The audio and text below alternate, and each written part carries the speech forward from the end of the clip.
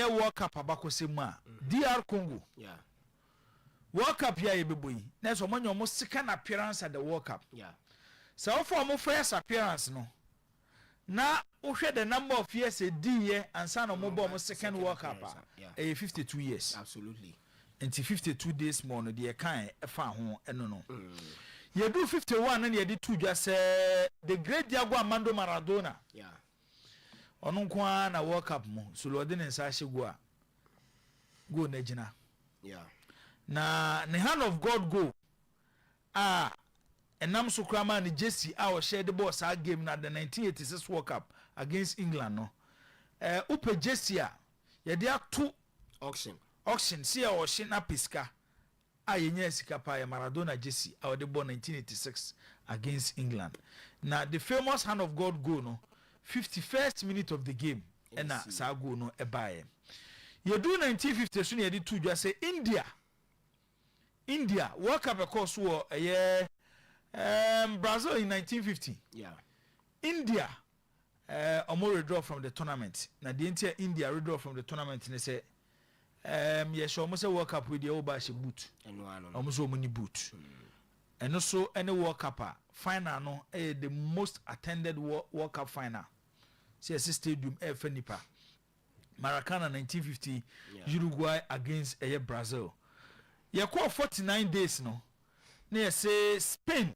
before Kwakwaji the 2010 World Cup no so it took them 49 games ba efidikesi so Oyerepa television and also Oyerepa radio you come see adum Bosheba Plaza so Oyerepa futu oduma de ba na wie ye say ya de to aso highway sports kwantempono ne nam so e de agudie wonsam e de ebrawo frewunua me nso me freminua said the show no fully packed said the dan nyina ye no edu anwumre say ya yen say ye berebebre e won krofo kroso na mum ya na nyema bi pempen so ba no de ye boso kyerɛ keke ye wi a don hwere ba sa ba ko ne de aka nyina no ye be ye ne ankasa ye de ne yie e wo ye fie nti highway sports sentia e wo ho no e na maka e de a kyerɛ wo no ye di dwuma de nyina no ya na ne nam tentan fidie no so Oyerepa radio Oyerepa TV Oyerepa radio Oyerepa TV on Facebook number ne da TV no so no mesere ye wie na ka last 10 minutes amanya wadwen so wo fra fa ho ye mfa sesie ya wo hu number ye da TV si memfre eno so ye mfa wodi ya be ya ne say either text message or WhatsApp and some me di to dwai ye fra me kofi usu me wo kwada so madwen kyire nie tie ne wo wie ye be kan amon anyimre senti a o so trase na o twen on highway sports ni edika ka cha o se Kumasi Asante Kotoko interim coach Hamza Obin wode Kotoko young Porcupines ni ye adwuma bi e wo division 3 na asemu nyina mo sori amofra ene ye top player bia e wo Kotoko na hwan ne ema na coach ben na eba e wo so wo hwe se dua no wo ho kwaye no wo ho na nnua nketo animu a eni future na a certain coach Hamza bi ye adwuma e wo youth team no mu and now co division 3 hon mu a e wo so for lie astrotef no so no pa no wotwe eno mo ne Royal Peacewood e de hwim wei e ye final game ade obedi nkunim na o advance e de bepiem e wo division 2 game ni ba na wie ye Kotoko e di nkunim na once again makase board no konko IMC so e da ne baby ti bo se e se ko hye nkran bi a e supporters na e start free Kotoko motor rider na o free mu no o mo ko hokobon 1000 sansu na samba ko ye ba ye no mo ko hwe no 3500 ena Kotoko enkura ni di nkunim wie ye eno so o masoma Patrick Yabu Adusai woni women's organizer eye Mercy Mensa ama o makoye donation ye baba sika se no mo de koye nkura nchese mo ka e de kire Kotoko young Porcupines anwumrei ye ho nsem e de amount ye be wura main team no mu e wo so nkomo kakra e wo ho na enura ɛna WB United etwa Tamale City me no ka say die obepie mu Ghana Premier League for the season of 2026-2027 na yenya Port City Ashanti Gold 04 from Obuase ɛna yenya WB United na president edema WB United eye Alexander Abebio emprempre ya ni so de hunu daache de omodwene ho wode sansemi ede atudwa yebawura Great Olympics Oli Dade Olimashi Azumi Konson Oli Rosalinda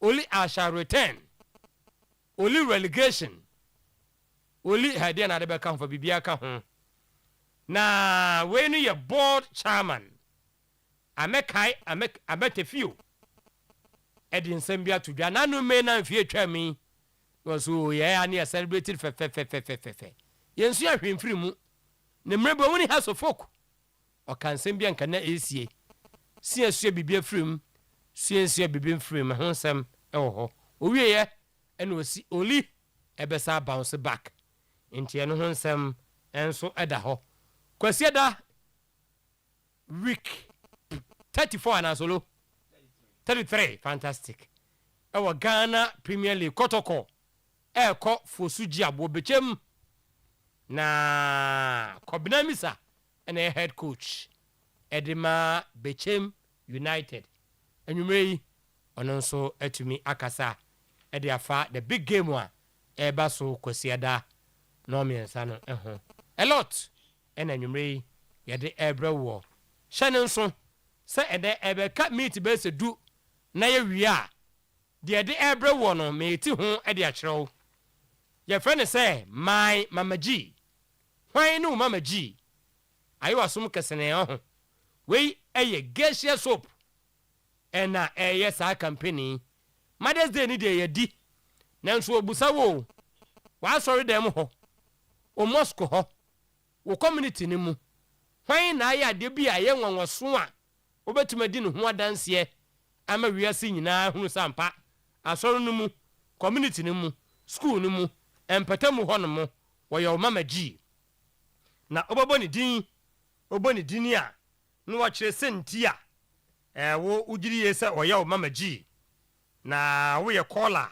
boboni pakro no boni din sa asoro no mu school mu mosque ho community ho no wa nanso wanya konya etumi akire ama wiase nyina ehu no ede ankra na ma ne ye special wasede sa wo kire yen na uwie a unwie ye waye no emfie dodo sen waye no 10 years entamu ha obako mosque ha ono aduane mankra ni di ofa ha osa wo kire ni nyina na uwie a ne abusa wo se o ka no ye wonko na anim no anantamu ho ye ba ne be ya danse a obia enim no nti uba nominate ni panokro no na afei wa shortlist no na nyame adom na yeba yenkai se voting no ebe take place ewo Gesia Ghana official social media pages no so na nyame adom na nipa wudi no ho danse no kukuro yeboni din from Gesia so ye penifo no select no a ene asikado so puo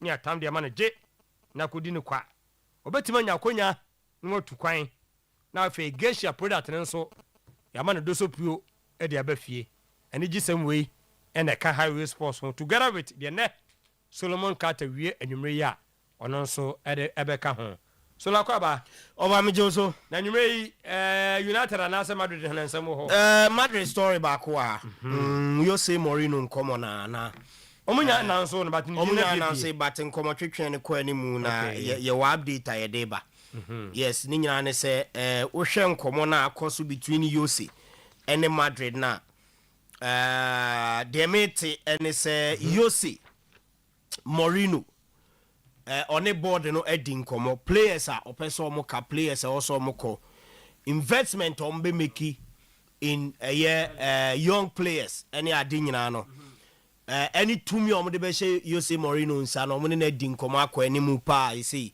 bibia very close now say Madrid ewo meche Mourinho ewo clause bi ewo ne Benfica contract or sign mu as Madrid echo trigger clause na ombetua £3 million into ompese by 24 to 26 na sa clause no ewu ewo ne contract me basa obe free or for free eno na Madrid e twen ompese ombekwa akutua ska ma Benfica so mo free pad for that show Madrid say nye players nkwa no mfa free na say na o clause bi shene we mu say team bi ba so be for no Mourinho within the period enye 24 is it 24th or 26th of June emu ba kwa team ni betia £3 million said ama Benfica na Madrid say there be na is 24th no kre ko fa na ye mfa ne me ti etwema bosome no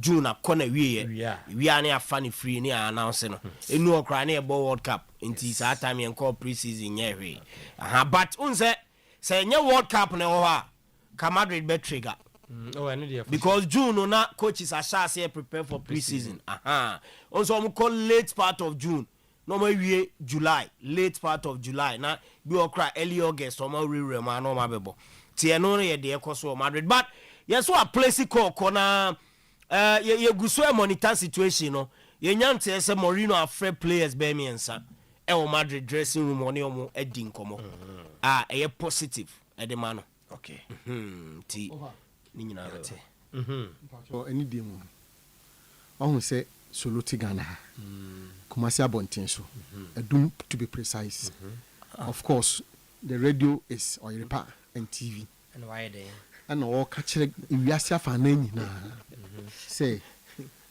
Madrid bobo kru kakaka na eda hono no ye ka say wo nia oba ama nipa na oba no so nim ne ho se on na eba ama onim ne ho se oba no wafi ase didi nkomo we ya oni players wo team no mu kasa no aye yi se woni omo Abontin so oba obepese no mba yadwuma oso no mba kasa wo yete hanomo busumi be ahia Kumasi asate kotoko ni coach any CEO they 2 months obia won hwe won tihwe ofa asema ye kan se we kotoko supporter ka mebusa wo se awe na ade na de potupuru bowura me ba asema wo kan ye serious ofa no tamba ya na ye ka denya me toso omo se ye hwe mrofo no amrofo ye hwe omo ye enu ne ye kan ne Madrid ye da hwe season nwie saa o dabi ya nyina ya tete Mourinho ba obo match ne esu wo nkoma ye wa sha se ni press bi di nkoma den na ekoso club ni what ase wo wie pa hyehyɛ ya odi begu da na de ekra ne ye na African won ankofo ko on wake up no na Mourinho wakope bia ko jojo no na wotutu ne normal na players no wa wanko wake up ni bi ni so pe wo no wakasa wo wake up na ase na wo free mu anu no wakasa wo opportunity kasa se masa wo de yero ho na bo wo buye ya ba wo ka me hyehyɛ me wo ka me no ma ho na wotutu no ma nti ono no da Florentino Perez ede kata baba Abontin so press conference no be yo obeka se Mourinho na ye coach de Madrid no ade chi ya wo fi na adwuma ase ya adwuma e na ye te hey yes season so na ko wia na and mo manjo wo bianko ni papa wo machi na ni sem kra ni papa de kra de asemuni eti papa nti ofasa wo na wo ye coach e na o channel pakotoko fo se wo na be ye kotoko dwuma ya ti player be na onim no o mo se de o kan o be di mirika ba je o danger o baba baje so o ta kwa wi so nya binye na di ko dich o baba baje so ma nya kuboni coach ye ke local coach bu ha o baba baje na say e be ka 3 days pe kra e boli e da na akwa ha o baje ba fa wo ji wi ha ye body money awon kasa adena mo be ahwe me say if it must be done if o ya adena ye ma na fe adwuma na wo so ba baje abo wudin ana mo kan so that day na nya mo ye adwuma na why na mo twen no why na wo twen no IMC no mo ho de mamo yes mo report de mamo oh IMC na players ye wo hoyi hwan mu na ase mo hwe omu a konofe kono mo mpeso mo bo ma kotoko na maje coach ni coach ye ntrase we mu de yeso mu ni atu wacho fo ni hwehwem we ye hia omu nko se we ni hia we mu twitwa na ntiri we mu no nsa we no mo ye we bia boys ndanu kwa mo mu na hobie mo beda ho omu sika se awura pre-season no yakono wo kropon ana yakono wo mountains ana yakono wo hehin emprensa emoyen we ye fe ni tira ha ana ye nwura ha no mo ye nye ni say you have to have entade na yesha ni we mu ne baketi ya we mu entade no na so coach ni CEO any penny for trans ye ho adwuma o de o season ne ba na wie ya ye be pim na ye ka say ye China season ko da wie ya na so say Solomon Kata aka so mo watching na me fa adwuma no ono never be fa adwuma no na dia na so na akwatena achiri no ba wasa yeso so yeti hey wo family de manu na say na re me to me dopam asa me bia e ma so bi na na hwe for na me di ho nkomo me di ho what I say because a channel pa me betra ha esa se me nya bibi ka kire metiefo edi sa wo ba na wa anya ni yi a ena nsentwofo ena kuma nsentwofo me nya adwuma Solo enti yewra ho ebekọ yin bi na kobra na a Premier League player and manager of the month nominees naba oh. Yeah, now surprisingly Michael Carrick oba enche ne din ewumbi enye surprise why adwuma de but say nka wo number of matches awabo a ye bo 38 Michael Carrick by wabomu be 10 to 15 Amorin di we no ko ditch no dey be fa dey be wura we ram ti your list no ha your players and so e wo hono but on say no dey there Arsenal be dominate list no Arsenal players e dominate list no Bruno edin wom ti e be hwe no so now over so we dey nki endin hu nkomo yin nka no ana ne fa nti ofa no ma me fa nko message you say emergency da so be the message about was message in emergency. Emergency message. Dr. K. Where you know Ridge Hospital. Okay. Accra. Now on Cape Coast and on University of Ghana Medical Hospital in Legon. And I see there. Nyameda no apeja na kopie Ridge. Now, I say you have a valid point. We are joking here. In the end, they will tell us supporters that don't support the team. Now, of an third message, you know, say emergency, no crime here, no. What say? What Madrid is doing is intentional. Intentional and aligned. So intentional. Yeah. You're not intentional anymore. Intentional and aligned. Just to whip up enthusiasm amongst supporters because most of their fans were disappointed this season. Madrid for na sheda Mourinho beba we you say oba Vini Beko obi say obi Madrid supporter bi afia say want to know what is going on in their team. It trip up excitement, enthusiasm, and then it raises discussion. So Ofantino ye kwano no na because of consolation nkofo mutie say okay Mama G na me ka ho asem no on fresh see your number we so yeah e ka 10 minutes ni e be sorry number ni 0322 494-401 okay and 0322 494-771 treto be ka me to do a na wa frɛ number na e de ma as text message no WhatsApp no frɛ fa so a yentumi ene won kasante esrew said de be ya anya nkofo no nim da na eja boso na me de ma wo se 0322 494-401 0322 494-771 hwan na yo Mama G di no dance here na ka de waye entam ho asolu mo community ho empredo san na onim no obi anim no na nyame yado no owene a nyama bebre ene ye de be ma no we ene ne geisha soup e de ebe ya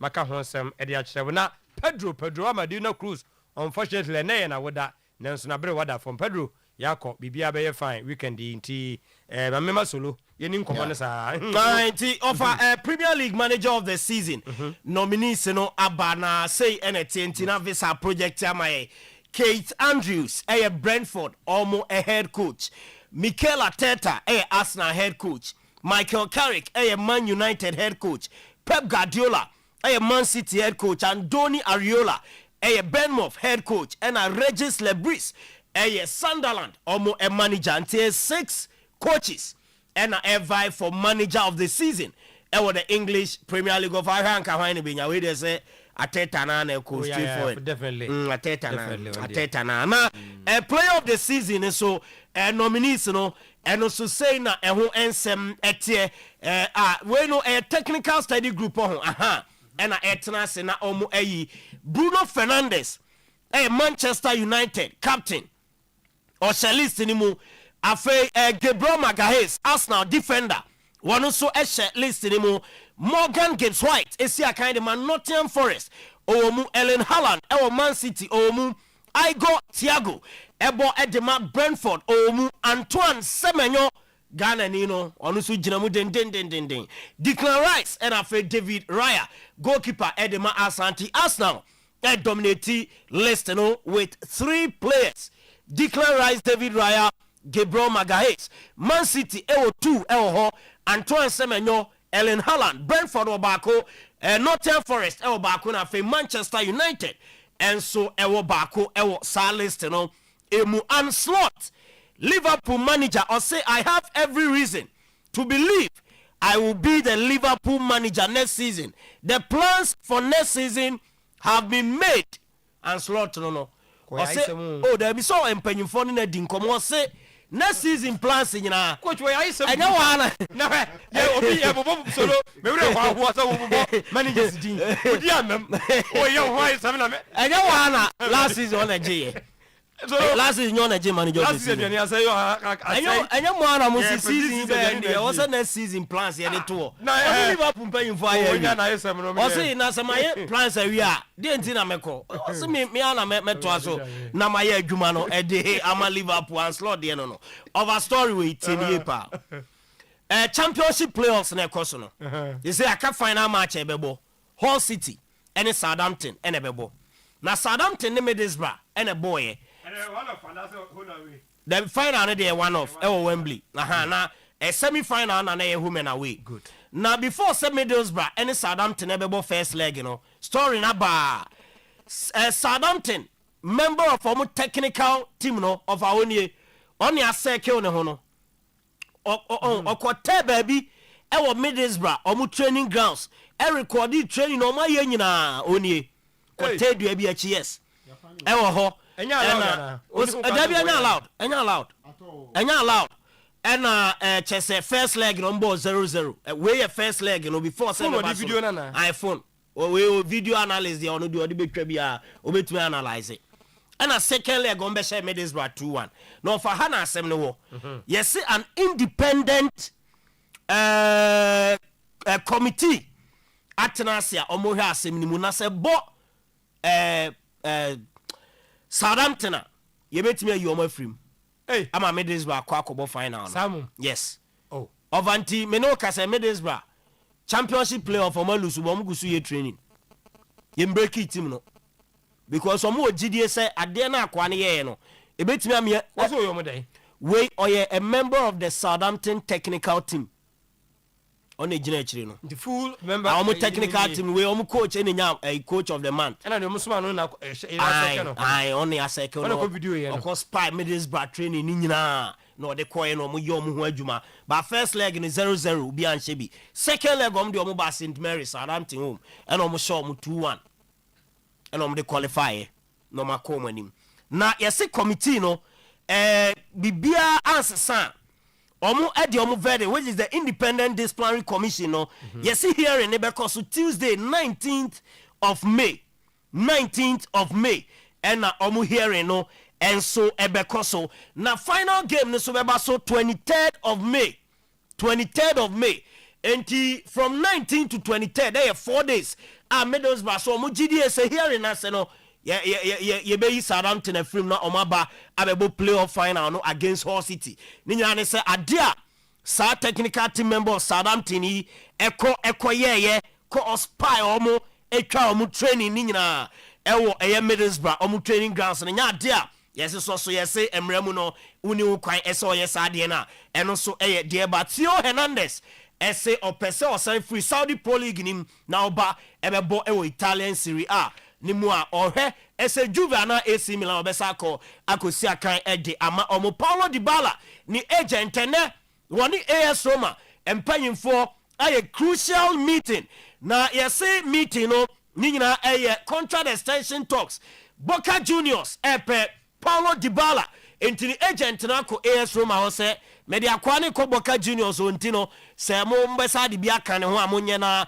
yem facilitating intentment ne Carlos Neville one Roma director se din koma wo mo ehwe animu ese ye the proposal beto Paulo Dybala enso anim no extend the contract now Bayern Munich any Anthony Gordon agree personal terms Anthony Gordon a Newcastle United or midfielder na sika Newcastle ekoti edi ama Bayern se omutua se scandi omejai Gordon no 75 million pounds plus and sana omejai player but yes Bayern Munich willing so ombetua 70 million euros. There's always difference in valuation, no. And it's a car.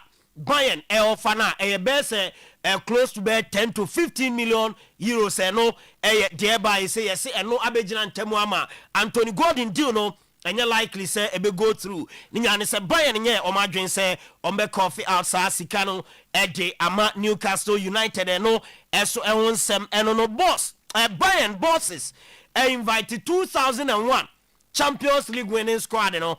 Ese nyame ya domo Saturday omuni Cologne ebebo na omu title celebration for the 25th anniversary at omu winning 2001 Champions League etia Valencia ewo Milano womu ebe celebrating nyina anti sa 2001 squad no womu nyina emra na Cologne game omu ebe bono omu mra na omu emehwe bi na celebration nko 2001 asa make for bo emomo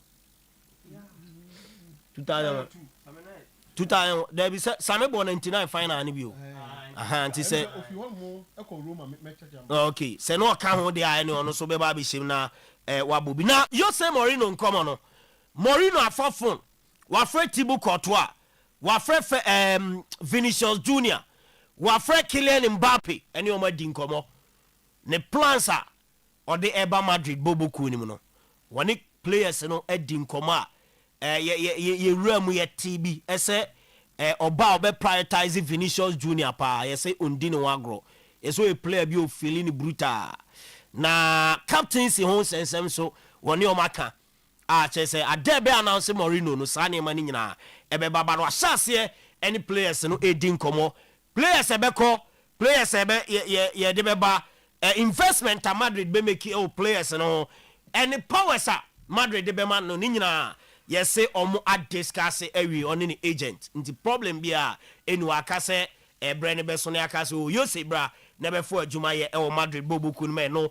e de e free ho e ba ene anwumre ye de e ya ma no ne nsem no e si ofa na say wedding kaka Geisha Mama G no wasem yes ntino Geisha Mama G na ene e kan wasem yes say uni mami bia oya outstanding mom why are there sonku bi impacted the life of Nema and the life of omo bena and na ye be ma sa kwanya no e brand so anu afre na wadi ne ho adanse udi ne ho adanse a na se ye de no eko na yakoto ne so aba e wo Geisha wo social media handle no eso ebam sama wa achede pi ena Mama G ebetumi enya yeguso a celebrate e mothers ena Geisha e de Mama G promo yi ehun ensem enso eba ye de celebrate ye mame emo reko eba Mr. Ekrase dro pressure cocoa infections menstrual disorder male vitality general well-being no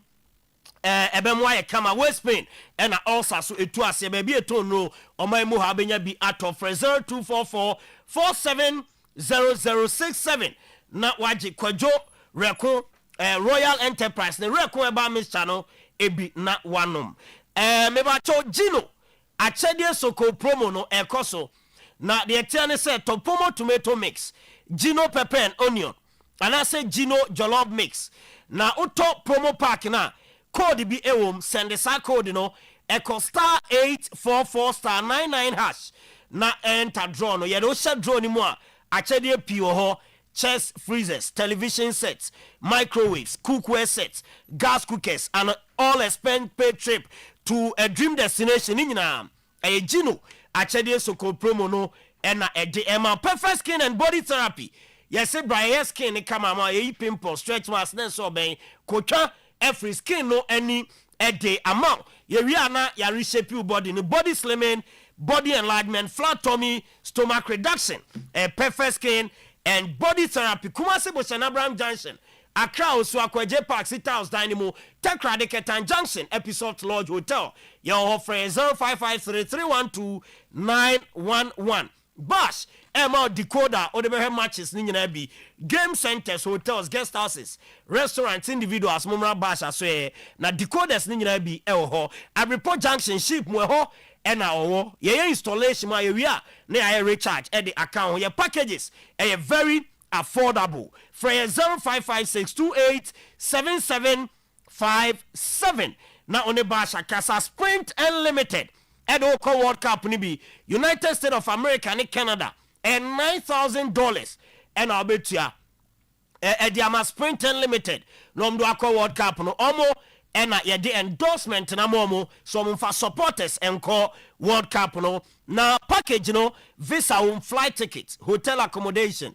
mark tickets, intra-city transport ni nyina ka bi ubetua 500 cedis registration fee uria no tia $1,000 na ye de aya visa ho dwumadie nyina e de amount visa appointment e bedru 50% of the remaining 8,000 ubetua at the Ama Sprinten Limited. Okona onsa count visa na the 50% na beso so. Onsa count visa na ya refund the 50% no at the amount. Fraying 0598 742171 and a 0203 064820 and after any chim offices. Kumase ye airport runabout King's College ben Otuasi Kan Rural Bank and a 69 Adjengano Road, East Legon, Accra. Also, ba Ubewuyeyesi World Cup Diaries up next on Oyerepa 100.7. Yeah, by Sianafe, and then your room day 28 and Sana FIFA World Cup no, and also Etumi Atoja number 28 in a day,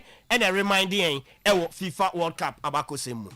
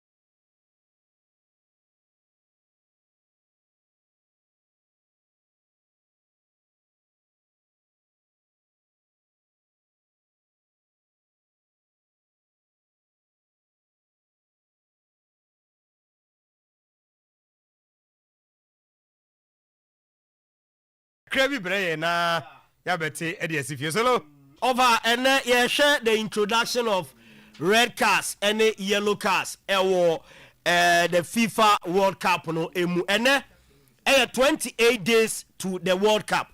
Now over unim say the 1970 World Cup the course of Mexico no the first time I introduced red card and yellow cards in the history of the FIFA World Cup.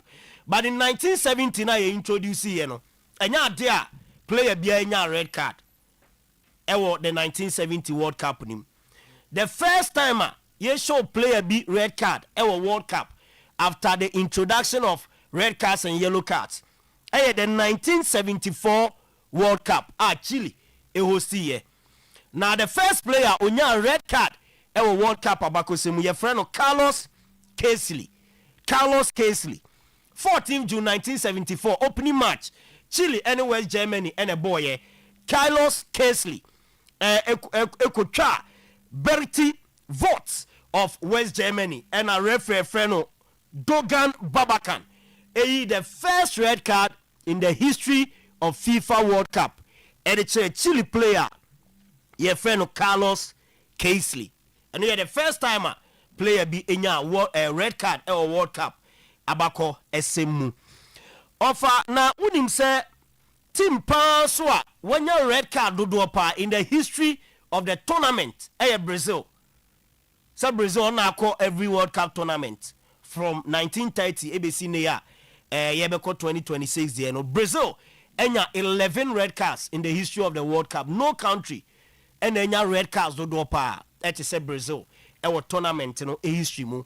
Now, the player so now the fastest red card in the history of the World Cup. Fastest red card. About 56 seconds in the 1986 FIFA World Cup. Ne Uruguay. Ernest Colland. And Ebo. And Jose Batista. Onono Siakan. And my Uruguay. Womo national team no Odi. Red card.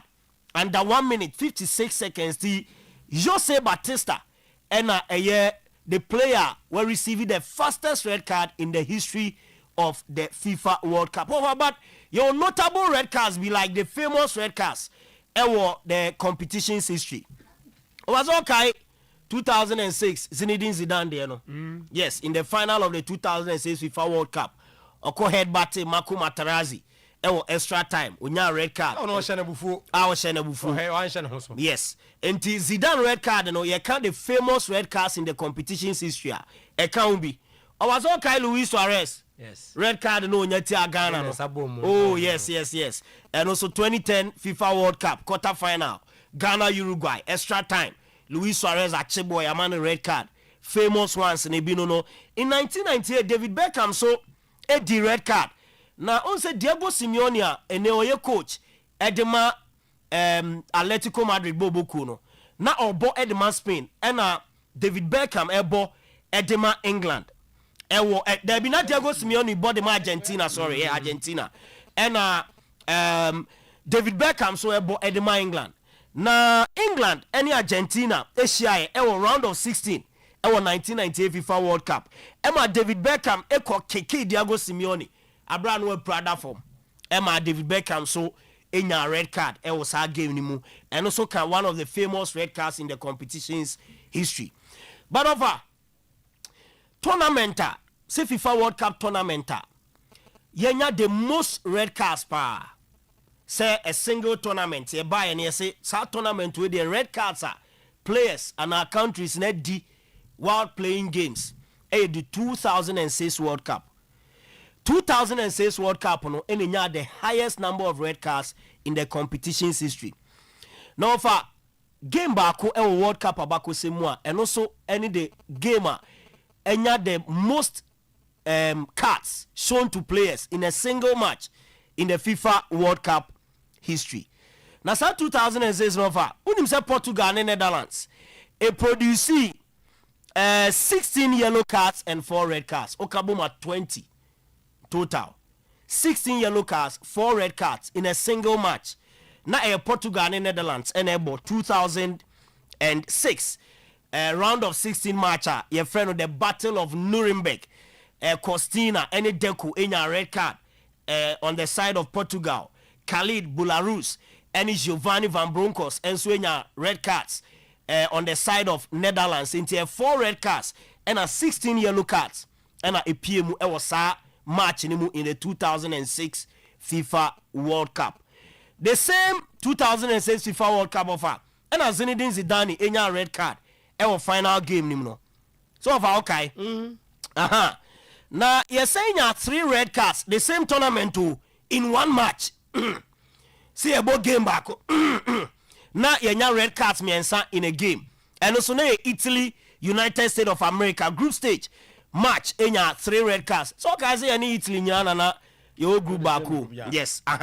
Daniele De Rossi, Paolo Mastroeni, the Pope. Omu in red cards. Ewo ESA game nima.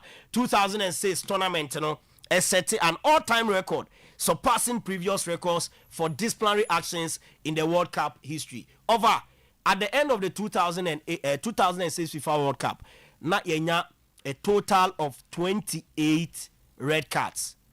28 red cards in a PMU or the 2006 FIFA World Cup. Germany a host year. 28 red cards in the 2006 FIFA World Cup.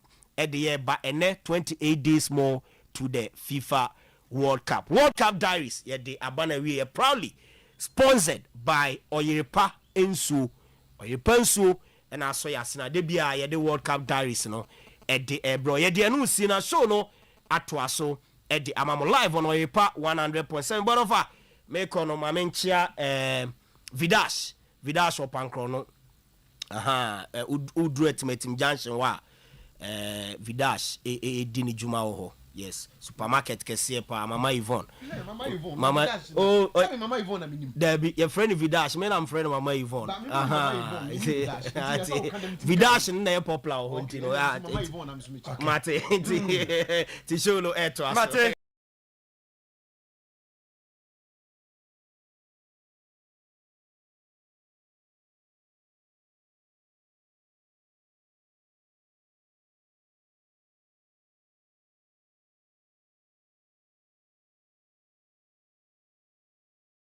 no manya messages bebree asɛm na danger man kan ne ne ya adwene nti ene me de atopono no so but before that memfa we nka ho ne ba na asante no yenya mienu na ye de aka no so e de aka ho na yemetie we no eye Patrick Yeboa edu sei na me no waka said ye Solomon chairman solo etimi esuma ne se matia me na chidie nanso kotoko young porcupines and no mo last game nyame adom omatima hye Royal Priesthood by 2-0 dia monkoye a donation of 2,000 Ghana mpama wo mo yentie nsam a omkoye no omde tudwa e wo so fly astrotef no so after se kotoko e hye Royal Priesthood by 2-0 kuse die mabepim e wo division 2 Fabulous. Yes. Fabulous. The greatest. Fabulous. More than Yampa.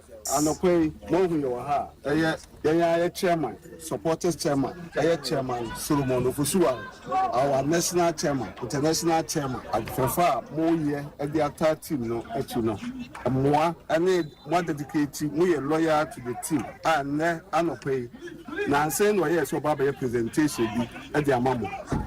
Na enye anopa ne so ababa ya chi watia na chi kakra let's say ko no awa ha as we ni urban organizer say emigran na mu na enye presentation on behalf of our global chairman chairman Solomon Fosuwa we done na mu at the presentation e bo mu age say ipita some 2,000 Ghana cedis amo ti the team ajigamo na matches are able nyina no mo wi e bia ma na mo wie so a na etimi qualify to second division a very big package yeah so let's say the massive at the time let's some but say the could be some okay enti Patrick Yeboa do say na ebo modern ejina chairman solo anemu yes I ye de ema Kumasi Asante Kotoko young porcupines ono and a year in charge of finance ewo Ashanti region RCC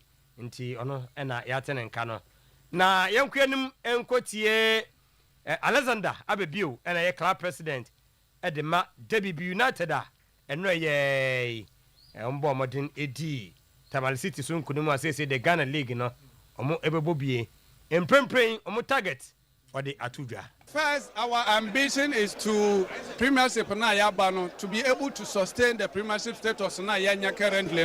That is the first ambition for the club. Ayaba Premiership. It may sustain it for 1 year now. And now it's a year, then we also plan ahead to see. And the next days, someone the Baby United qualified by Division 1 YDC. And this in the next 5 years, we should be able to play in the Ghana Premier League. And this is the 4th season. And last year, I told them that they should wait, because when we were trying to qualify to Division 1, I told them at Division 2 that they should wait. This year we are going, and we did it. This season I told the people that they should wait. I am planning and we will do it, and by the help of God we've been able to do it up to this level. So we hope that we'll be able to sustain our Premiership status, and then we'll plan ahead. Alexander Abebio, club president Odumako club bese would call now we call 4 times finally and Oduma maybe PM our league in Mua Yaten and Kano na yenkotie board chair at the Great Olympics Amekai amete few ya de tudwa se me na funu yesu bibia firi mu a ono de onhunu sa na against House of Folk mre bibi esiye yentie Amekai amete few and some waka e de pa me na funu.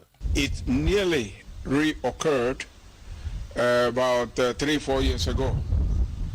We had an Olympics house match, and a similar thing nearly happened.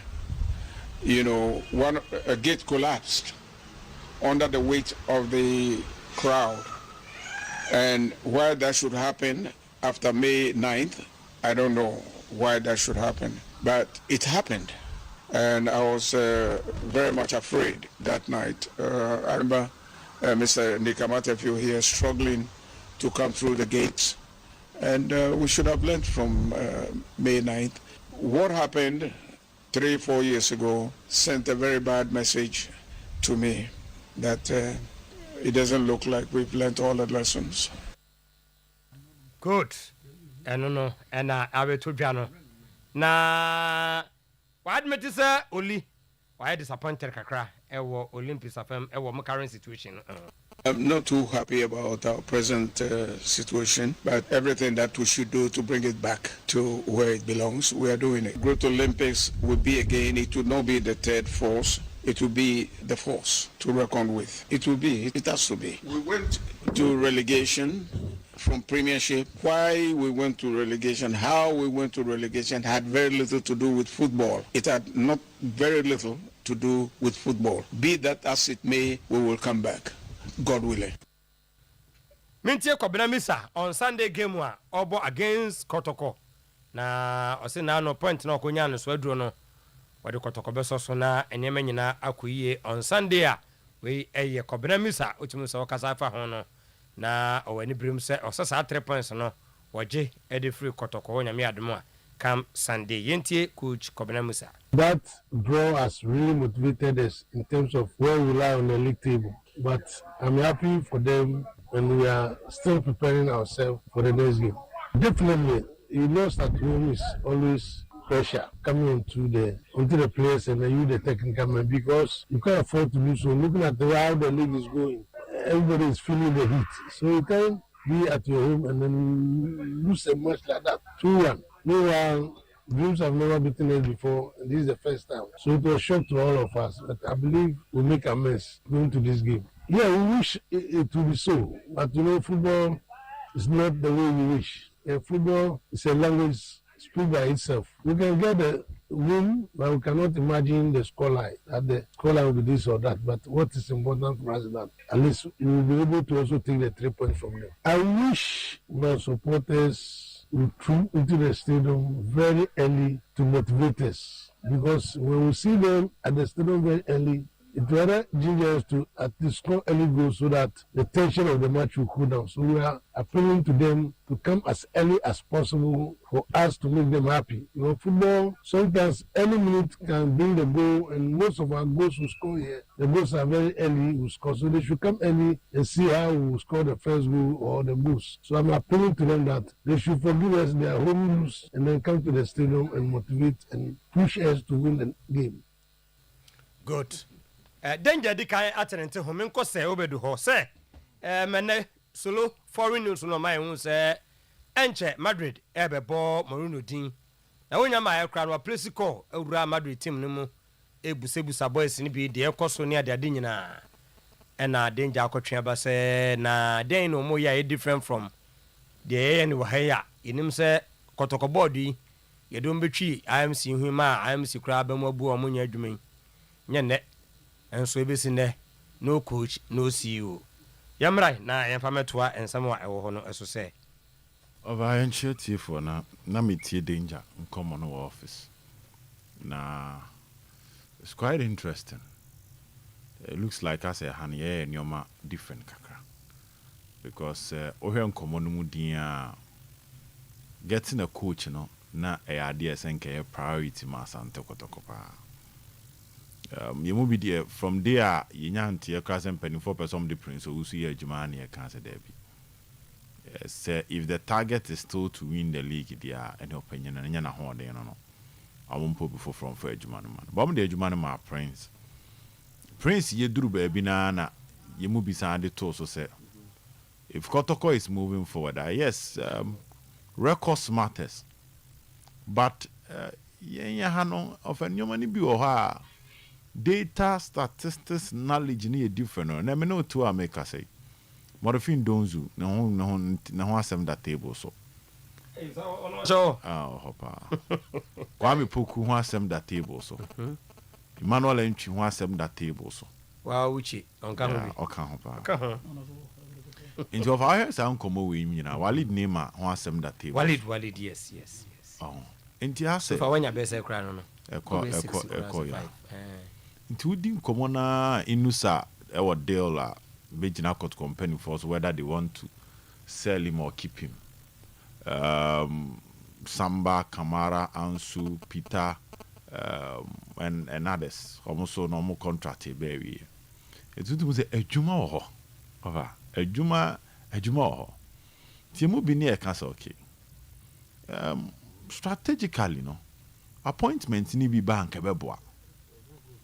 the reason the appointment in be boane say over on see to see season e be we anu no e be we together with me na beka June, July, August because league near shas yes September 4th bosom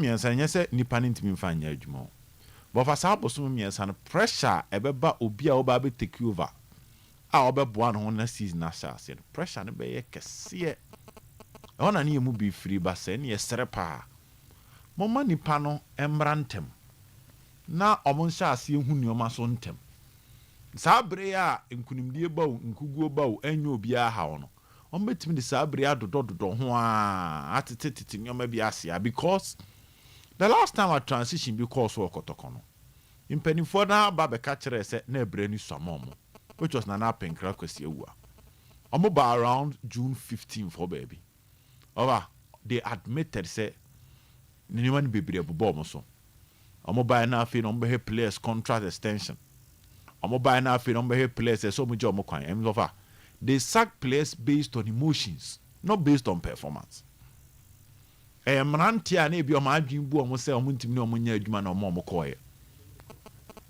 sana de ne ye ndo fa wutie nkomo ni ye pa na mo bi sinka coach foforo ne ba what the ombetena stance mu ko training grounds on call na betimi announcement cry say he will take over as permanent head coach at the end of the season but for now he's monitoring the team ofa eno be boa na ma na hu players ni bi ye na wetimi take an informed decision on the players mama example we Steve Pollack also back otoko after say Lugarozic koi na obaye no na then time Amos Frimpong na aka no because na kotoko right back on issues esi tinaka Amos pe na Augustine Sifa teacher Sifa no your observation na Sifa observation 1 week na coach mbae na ka be 3 days na transfer window na close na Pollack buy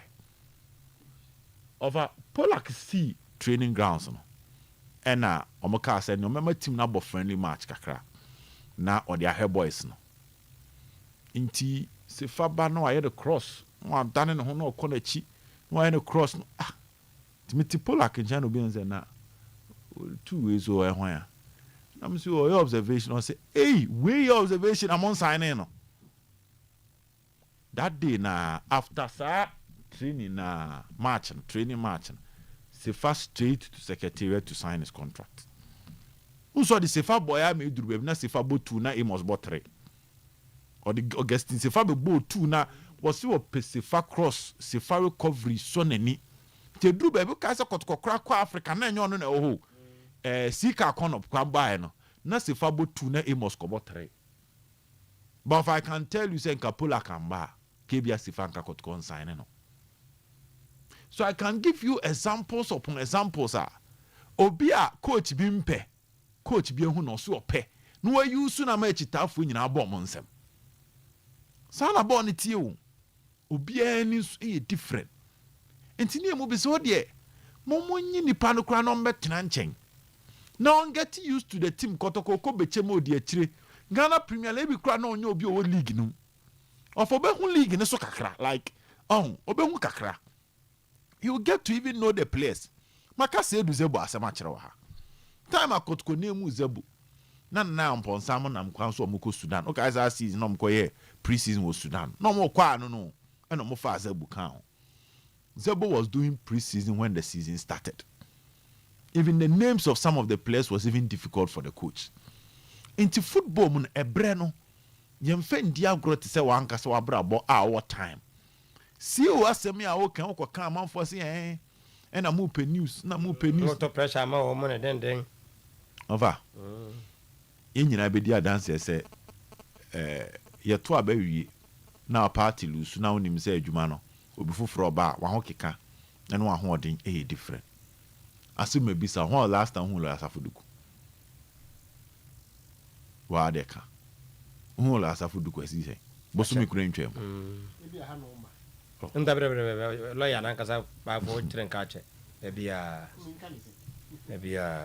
ana he ebi so na about one hour pre na nti offer asem na yese ka wo hwa ade ni din a enka changes kakra bi ba anka beboa na de nipa ne mbeta chire na on standing nyoma because it was a CA what will be the strategy of Kotoko next season afa ni ebe kan nyina chire supporters no na de enye dada Matthew na CA nya abotre supporters kasa ma eto obutrimu a enho adwuma no wɔ nti offer bosi oni din a ye ba betena aka no asem but e adwuma na obeye ba me de enya na pedifone bi so say enye fine say IMC ni ye adwuma na obebodin foforo nti omo the free angle bi so ba say they want the IMC to finish their job then they will come with the appointment. Let's just hope for the best. But me de ade ba kwa na me mani abrepa coaching no me de na mani bre coaching ne pa say sa 4 matches na aka na e be wie season ne de na say nka technical team ne ba no mo be hwenu ma bi but over me de ba mi ane say obepa mu player bi ne bia coach no ba na sa player na nkonya na woni team ankopo but na because of emotional issues the apparently let's just wish Kotoko all the best and see how things will go moving forward but Madrid the end of omahu sa ade na dwuregu omuntimi nsa mane ndwunugu next season tino ntino maso janum omubo janum dendende nti akomia to aso na me no danger nko wie of a few people if not the first person to question why the Kotoko board yenti omonka out to the next direction of Asante Kotoko because of ejuma yi maybe ya kwakudi say you want him there also how things supposed to be done what I say and you know we started asking these questions IMC from Nana pick up as onim say omoko the last person in him say omuntu was omoko. That's why Kotoko made that announcement. To that board no, telling them say effectively omo time no is over. They know we IMC. And you know, I don't know if you're trying to say young years in esa na what don't even they don't know. And I say yes I know go when you must say. And another who in your class be name was aboard no by at that time. Because they're supposed to be in the schedule. And they we are sitting and Abudino. Now come. But football is not like that. Real Madrid. But man like as and they got to situation to Real Madrid say. Except that Abia Kotoko players club also could be ya can masem ya can a lot of issues are players no aye omo camping grounds or omo call aboy ko ye any sanimani nyina na this season aba be do something so the same as Real Madrid and so players issues here and there but to stabilize the situation no they've made the supporters know the direction they are going. It's in Real Madrid supporter bia or one situation or when himself with Jose Mourinho the track record no some problems the best solve it. It's the boy who said they are crying na obegna botre said of na omen say ekosi. And this is exactly what you are going to do. Coach we na dey beko. And you say coach we dey say na what here say na obey team no. The only difference are and they say there's a contract and they say be a respected contract. But Jose Mourinho Real Madrid the omo no between omo me no dey team no enem Jose Mourinho omo nim the omo ko. It is America say the recruitment the kind of players Jose Mourinho want to add to the next season there's a money out. But Real Madrid management ya way. That's a board on your way. Omo they have it.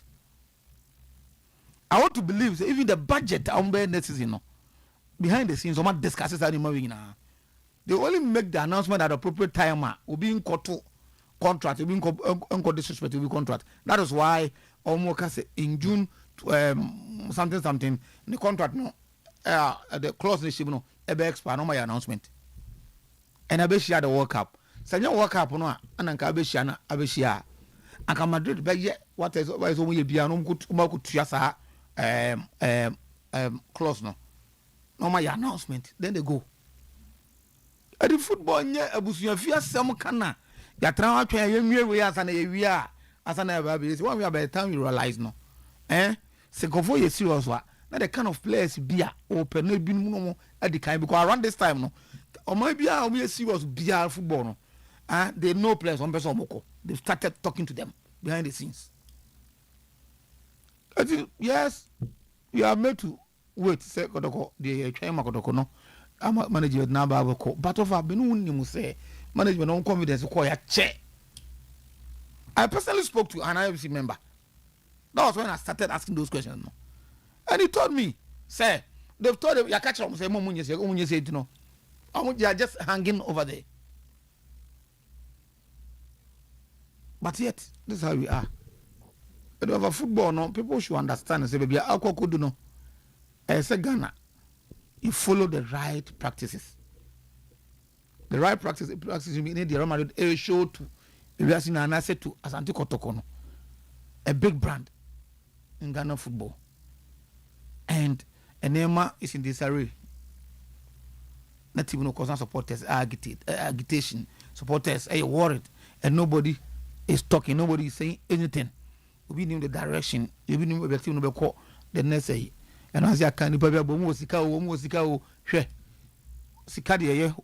over one planet to Sikano. Why be catch you? Nko sam honye ma mienu bi nipa omo pe no omo nya bi ana omanya omo de ata we mu nko na ye nanadi e matter of den agabe mo pa se the board ho catch it omo nya nipa agabe mo papa over reason the money bi but ebe mo say ne se kotoko board you we so be catch say nipa ho na ye den so mo nya de no ko no mo expect I want to believe that of choice. It's an issue of choices. Say nipa no there. Say also problem na be kotoko si wo there. Offer ain't me si da say nipa ni ho. But a matter of choice. Choice dey nkwa na mo choice. For instance, say nyina yetiti yemia George Free yin.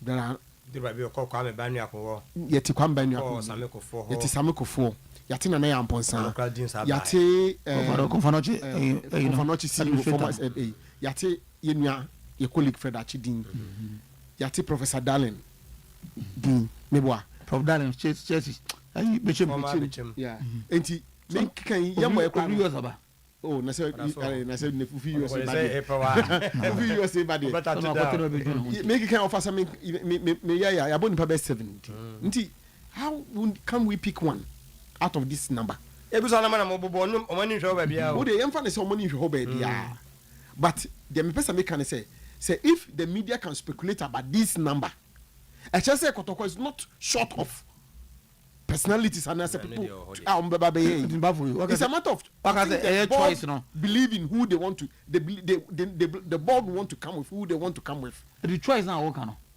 say I didn't have choice anything is it interested you know I want to make a choice and it could be because all this power line up now say indeed woman Kotoko pena ada Kotoko no just way because we want to let the supporters know or see the future of the club. So nipa ya bomu din is bad for. I mean cancer. Go be our choice. Where they mati.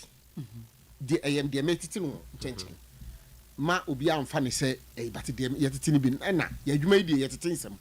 The yetiti no so bi ho abu ni bi a na abam. I said that's why we are speculating.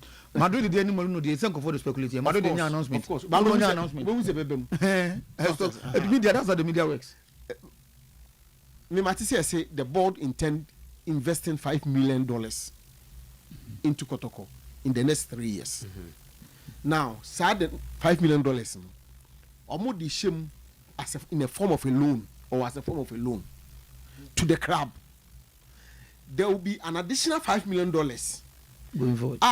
And no there, purposely for infrastructural development. Together, about 10 million. Now, we are told that this board has a 5-year mandate. Now, board no because a loan by the time the 5-year will be winding up no. As I said, omunsa akomusika. Na Kotoko a self-financing, self-sustaining. And the board no more particular about who see to it say the supposed 5 million no as a 10 million no oma recoup oma de onipa ya bo ndi no obi antimi nya sajuma it's only for me. oh only ni why dia de omo weti only ni why dia de because of course bibia we ka bia you get obia among the price omo nam den ba or even outside that nipa ko wodi pa bia over when it comes over to Kojuma you think aloud and almost start here any man share discuss say before uncle for before ye bebo mu dimpo as no be announcement they knew adjuma dey ma so we nipa what target na person no koye adjuma unko judgment we na kokko we nipa they know manu ya ma kakra na me ne befa course no ntem danger ofa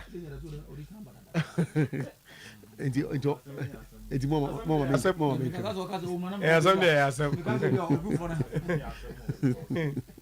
o transidia but the early days yet the Kotoko supporters no ejide say answer for your mom adwuma ye den mom ma supporters ma mpanimfo adwuma so yem fa no normal ye nyina enya abotre o de entwen say dia kwet say acha na watch be miensa ntemu de a decision should be taken as to where the lines will be. Danger. Announcing the management members, announcing the structure, announcing the coach. I feel the better player contract extension or maybe job coin sponsorship contract extension, sponsorship for Fred. And I do my way a bro. When you prepare some Doctor now or the message by there's a fair portion of the message in the council. And minuanumu ewa hey omaki kenke bi me de bi to so keke offer football so by its nature and its character it always keep people in suspense.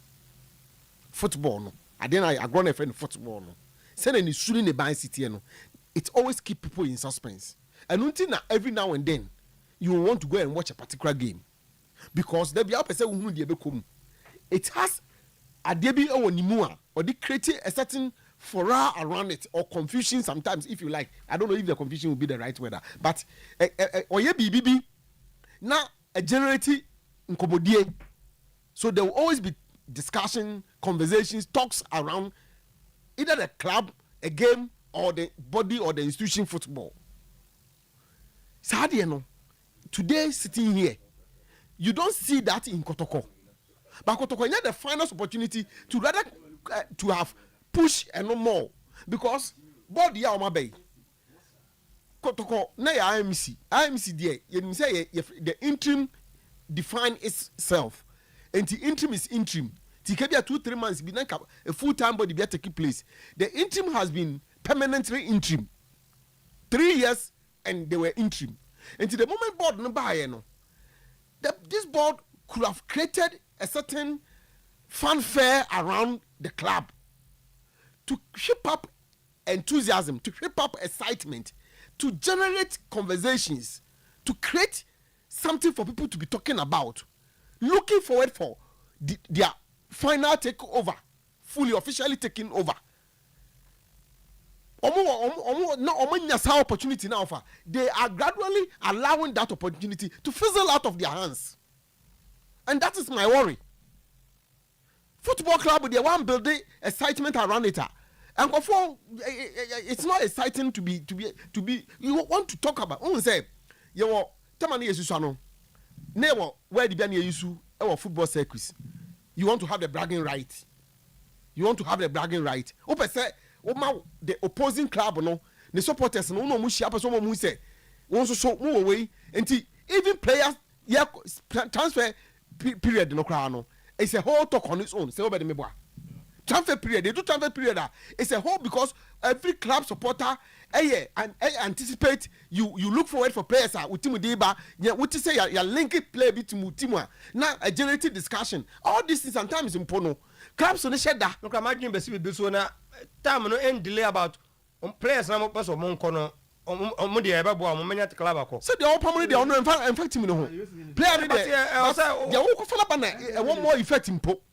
Okay. E ba ne say player na okọ no on obebre. E na making. On dey obebre, say me on yesu suma bro be okoto dey. But they woko fa na ba ne de to even be able to know say player way obeboa na ye betimi aye ne ho adwuma ne ade ade ebi na Mourinho de ya kan say by this time say you no kra pass Mourinho e ba be fa Real Madrid me sure say the agent he works with we push o magumu dada me sure say the club's agent and scout are also working so that you need Mourinho type of players.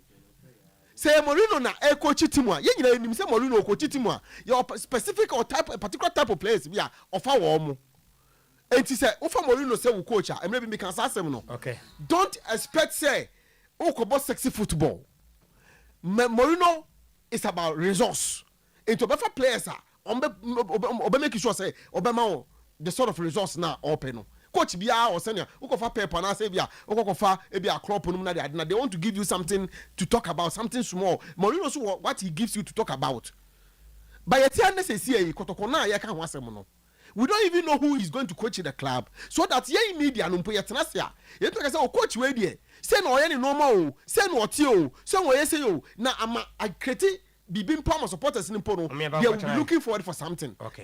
Disheartening. But I say, with a 10 crab, 10. Why was so far now? The BB club president, only coach almost different ambitions. Obiawo different. Almost different ambitions. Coach is ahead of the chairman. Coach is all about chairman say, or study league, or come. I'm thinking from we are. I've among the next. Remember chairman action. Who are we ready to move from the league? Hey, what to continue lead you? One of the boys no go pack so can't say. 0322 494 771 0322 494 401. Medical catcher say, and that girl shall say, why na your mama G? I saw no mu community no school no mu. I want temo ho. Oboboni din na we din ho dan say kakra.